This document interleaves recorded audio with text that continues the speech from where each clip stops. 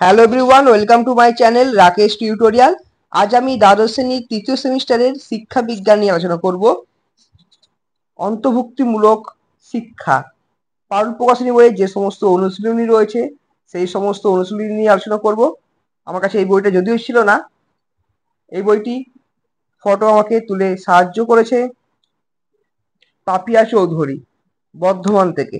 যাই হোক, তাকে অসংখ্য ধন্যবাদ ফটো তুলে দেওয়ার জন্য। আর তাছাড়া শুধুমাত্র আমার নয়, বাদ বাকি যাদের পারুল প্রকাশনী বই নেই তাদেরও আশা করি এটা উপকৃত হবে। তোমরা ভিডিওটি প্রথম থেকে শেষ পর্যন্ত দেখো, আশা করি তোমাদের ভালো লাগবে। যাদের বিশেষ করে শিক্ষা বিজ্ঞান রয়েছে তাদের জন্য এটা খুবই হেল্পফুলি।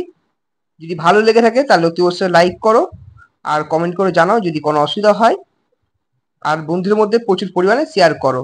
আর যারা চ্যানেলটিকে আগে থেকে সাবস্ক্রাইব করে রেখেছো তাদেরকে অসংখ্য ধন্যবাদ, আর যারা চ্যানেলটি সাবস্ক্রাইব করেনি তারা অতি অবশ্যই সাবস্ক্রাইব করো।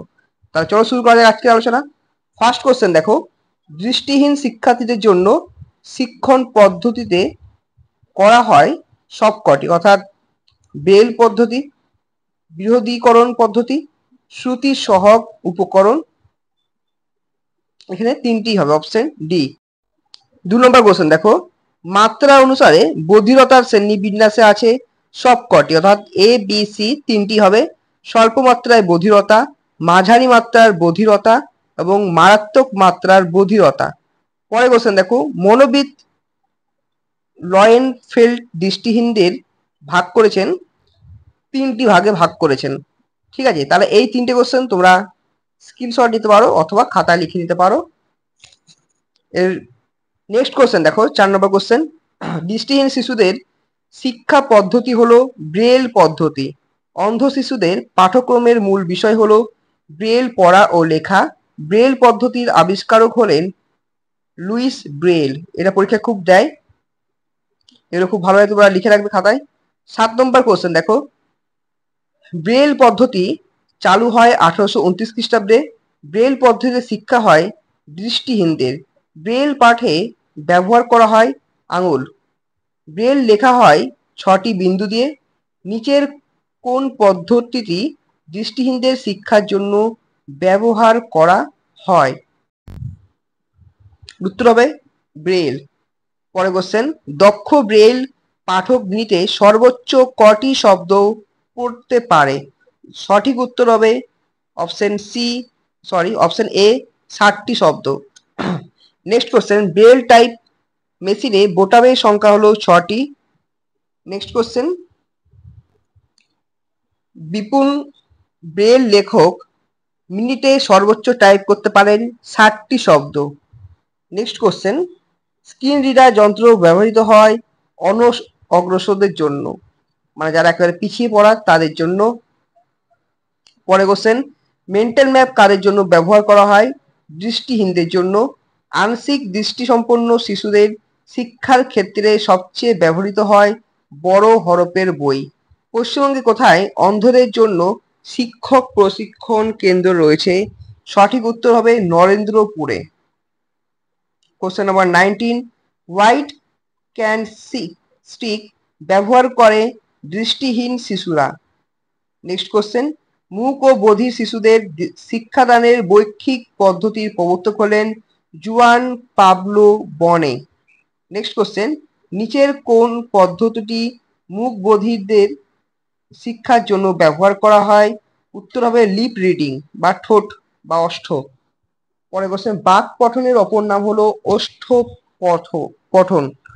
কোশ্চেন নম্বর 23, মূক ও বধির শিক্ষার একটি পদ্ধতি হলো মৌখিক পদ্ধতি। স্পিচিং রিডিং বা বাক পঠনের জন্য অন্য নাম হলো লিপ রিডিং। মূক বধিরদের শিক্ষার জন্য সঞ্চালনমূলক পদ্ধতির আবিষ্কর্তা হলেন প্রেইরা। এই যে 25খানা কোশ্চেন তোমায় বললাম, এগুলো খুব ভালোভাবে তোমরা খাতায় লিখে নাও অথবা স্ক্রিনশট নিয়ে নাও, আর যাদের বই আছে তারা দাগ দিয়ে নাও। পরে কোশ্চেন দেখো, যাদের শ্রবণ শক্তি 80 ডেসিবেল এর বেশি তাদের বলা হয় সম্পূর্ণ বধির। শব্দের তীব্রতা মাপার জন্য যে একক ব্যবহার করা হয় তা হলো ডিবি বা ডেসিবেল। অডিওমিটার নামক যন্ত্রের সাহায্যে পরিমাপ করা হয় বধিরত্ব। নেক্সট, অক্টেভ ব্যান্ড নামক এক প্রকার যন্ত্রের সাহায্যে মাপা হয় তোতলামি, নিচের কোন বিকাশ বধিরতার কারণে হয় না? সবগুলি ঠিক, অর্থাৎ এ বি সি তিনটেই হবে। নেক্সট কোশ্চেন, শাস্তি প্রথা প্রকৃতপক্ষে সমস্যামূলক আচরণকে অল্প মাত্রায় কমায়। পরে কোশ্চেন, অটিজম শব্দটি এসছে গ্রিক শব্দ আউটোস থেকে। শিক্ষণমূলক অক্ষমতার ক্ষেত্রে শিক্ষকের ভূমিকা হলো আত্মবিশ্বাস জাগ্রত করা। নেক্সট কোশ্চেন, মাঝারি গুরুত্ব শ্রবণ শক্তিহীনতা যাদের, তাদের শ্রবণ শক্তির মান কত ডেসিবেল? 56 থেকে 70 ডেসিবেল। মূক ও বধিরদের সমস্যা সমাধানের উপায়গুলির মধ্যে অন্যতম হলো সফট কঠিন, অর্থাৎ এ বি সি তিনটি হবে। টকিং বুক ব্যবহার করা হয় দৃষ্টিহীন বা দৃষ্টি প্রতিবন্ধীদের।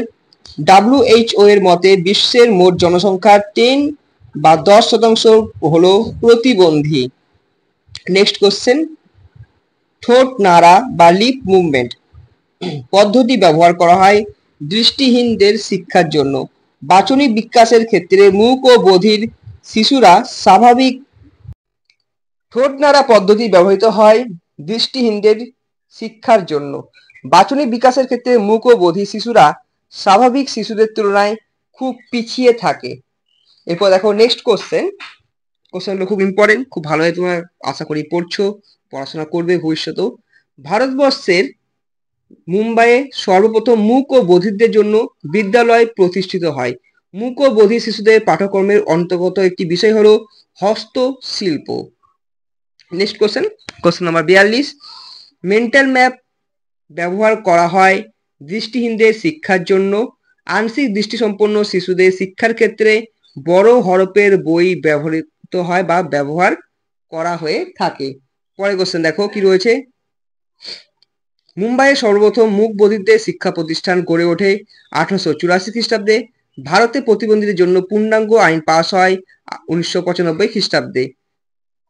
আংশিক দৃষ্টিসম্পন্ন বা দৃষ্টিশক্তি সম্পন্ন শিশুদের জন্য যে হরফ ব্যবহার করা হয় তার উচ্চতা 18 পয়েন্ট। গ্লুকোমা হলো একটি চোখের ব্যাধি, যে রোগে দূরের দৃষ্টি ব্যাহত থাকে তাকে বলা হয় মায়োপিয়া বা উপযোজন। ভারতীয় দৃষ্টিহীনদের বা দৃষ্টিহীন শিশুদের শিক্ষাদানের জন্য ব্যবহৃত হয় ভারতীয় ব্রেইল পদ্ধতি। যে সমস্ত শিশু 70 ডেসিবেলের বেশি শব্দ শুনতে পায় না তারা হলো সম্পূর্ণ বধির। 1991 খ্রিস্টাব্দে বেহালায় প্রতিষ্ঠিত ক্যালকাটা ব্লাইন্ড স্কুল প্রতিষ্ঠিত হয়। এরপর দেখো বিবৃতি রয়েছে, আর বিবৃতি এ এবং বিবৃতি বি দেওয়া হয়েছে। তোমরা জানো যে কি করতে হবে, কোনটা সঠিক কোনটা মিথ্যা, কোনটা সঠিক উত্তর সব দেওয়া আছে। তোমরা দেখে নাও ভালো করে, দেখে বোঝো।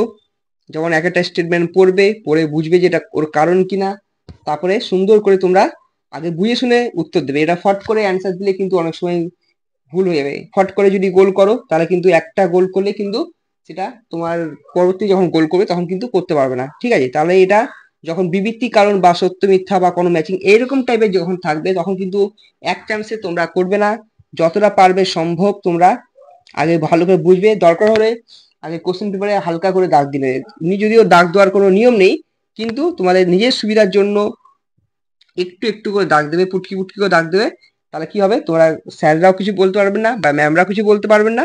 আর তোমরা সঠিক উত্তর মোটামুটি অনেক সময় কি হয় নিজেরা বুঝতে পারছি না, পাশাপাশি যদি বন্ধু থাকে তাহলে জিজ্ঞেস করবে, ঠিক আছে, কিন্তু হস্ততে জিজ্ঞেস করা সম্ভব হয় না। তো সেক্ষেত্রে বলবো আগে বুঝবে, বোঝার পরে তারপরে সঠিক উত্তরে দাগ দেবে এবং গোলটাও সুন্দরভাবে করবে। কেননা অনেক সময় দেখা যায় তুমি হয়তো ভাবছো এটা, কিন্তু পরবর্তীকাল যখন দেখলে গোলটা করলে তখন ভুল গোল করলে, ঠিক আছে? তো এই যে ম্যাচিং, ধরো ম্যাচিংটা মোটামুটি ঠিক আছে, তাও কিন্তু বিবৃতি কারণ সত্য মিথ্যা বা হচ্ছে যুক্তি তর্ক বা কেস বেস স্টাডি, এই যে এরকম টাইপের যে কোশ্চেনগুলো রয়েছে সেগুলো কিন্তু তোমরা দেখো, কেস বেস স্টাডি কত বড় কোশ্চেন রয়েছে, ঠিক আছে?